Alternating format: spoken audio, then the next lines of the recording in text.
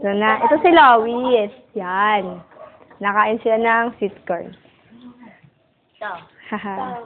Yan, si EJ. EJ! Si Bea. Si Trisha.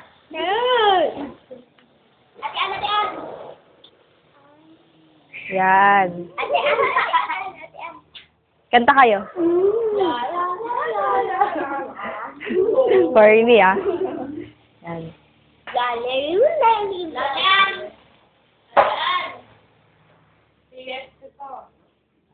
Yan. PSP daw. Oh, PSP ko yan. Ano daw version yan? US version daw. Ano daw?